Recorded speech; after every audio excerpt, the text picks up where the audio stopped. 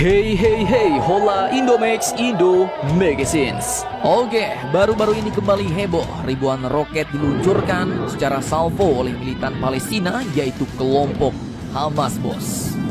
Terlihat dalam video berikut, baik siang maupun malam, rentetan roket meluncur secara salvo alias beruntun ke arah negaranya Bapak Netanyahu, Israel.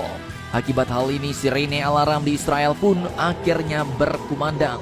Berbunyi saling bersaut-sautan, dan tak pelak sistem pertahanan kubah besi alias Iron Dome Israel pun akhirnya merespon dan melepaskan rudal-rudal Tamirnya ke udara, meluncur mengejar ribuan roket-roket yang melesat ke arah wilayah Israel.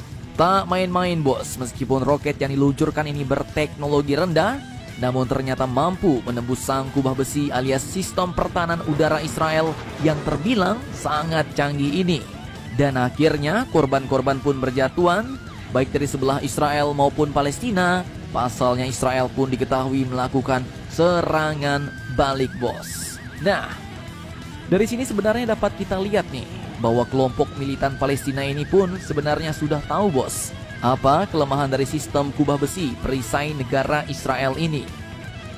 Iron Dome memang terlihat berhasil mencegat sebagian besar roket Hamas, tetapi itu mungkin tidaklah cukup untuk jumlah ribuan roket yang meluncur ke arah Israel.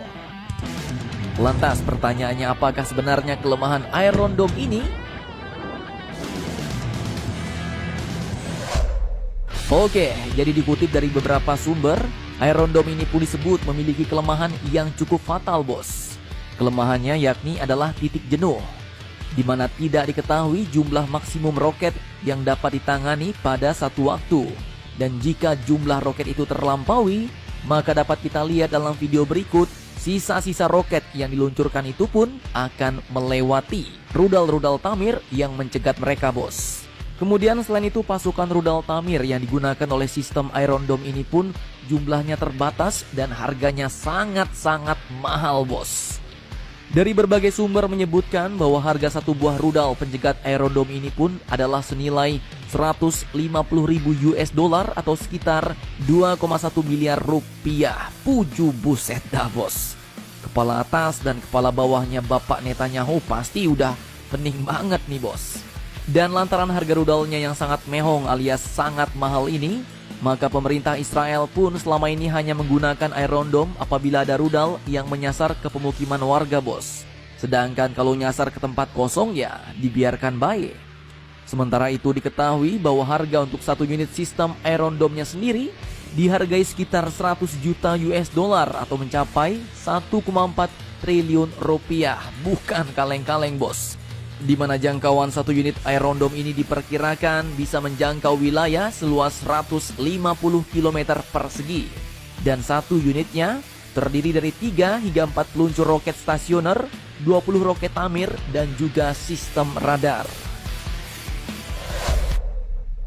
Nah, kelompok militan Palestina ini pun pastinya sudah mengetahui hal-hal semacam ini, bos. Mereka pasti paham betul. Dan dapat kita lihat bahwa mereka sebenarnya jarang menembakkan roket-roket ini ke Israel. Tapi sekali ngecrotin roket, jumlah roket yang diluncurkan pun bukan kaleng-kaleng, bos. Dimana kali ini, baru-baru ini jumlahnya pun dikatakan mencapai 5.000 unit. Sedangkan Israel mengklaim ada 2.500 roket yang meluncur ke negaranya.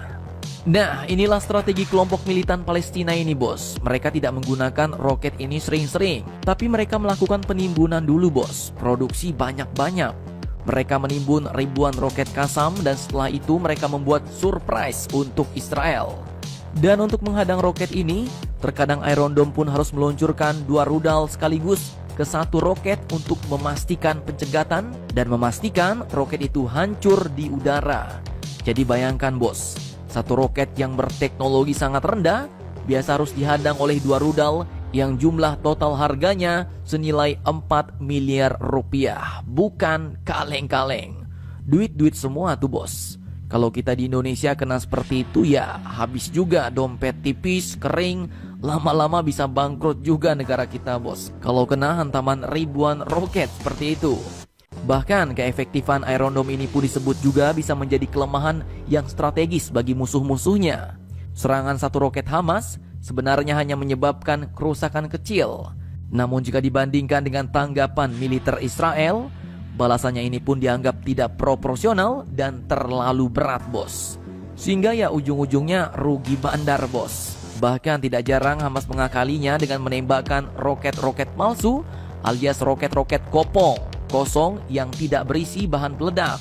Mereka kelompok militan Palestina ini mengandalkan kuantitas, bos, bukan kualitas. Tapi itulah sebenarnya strategi tepat yang digunakan mereka untuk menjebol sistem pertahanan udara Israel yang keakuratannya itu disebut mencapai sekitar 90%, bos. Jadi dalam satu waktu ketika Iron Dome tak lagi mampu menangkis, maka lewatlah roket-roket lain yang ditembakkan secara beruntun ini. Nah, lantas sebenarnya bagaimanakah militan Palestina ini membuat roket mereka, bos?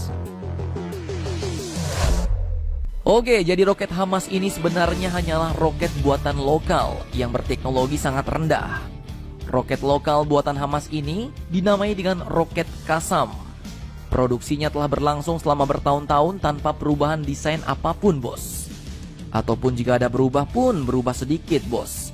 Hal ini pun terkait dengan pulus alias duit atau dana untuk mendanai pembuatan roketnya. Disebutkan bahwa komponen utama roket Qassam ini adalah bodi dari pipa baja atau aluminium panjang dengan sirip yang dilas pada bodinya, bos. Kemudian bodi itu diisi oleh bahan bakar roket yang terdiri atas pupuk, gula cair, bahan peledak buatan sendiri, serta detonator tambahan. Nah, makanya pabrik pupuk di Indonesia dijaga oleh sistem rudal, bos. Karena pupuk ini sebenarnya adalah salah satu bahan baku untuk membuat peledak. Lanjut, roket Qassam ini pun sebenarnya adalah jenis roket bodoh. Jadi maksudnya roket bodoh ini adalah roket yang tak bisa dikendalikan. Roket-roket Hamas ini pun tidak memiliki sistem kendali, bos. Dan bahkan dapat kita lihat roket-roket ini ditembakkan melalui kerangka tabung logam sederhana dan arah tembaknya bisa dikatakan sangat tidak akurat. Bahkan jika kita bandingkan dengan rudal Tamir milik Iron Dome Israel, maka diketahuilah bahwa ukuran Qassam ini jauh lebih kecil dari rudal Tamir milik negara Israel. Nah, jadi bagaimana menurut kalian? Jangan lupa komentar, tetaplah kalian barbar dan jangan santuy terus demi Indonesia maju. Salam Indomax, Indo Magazines.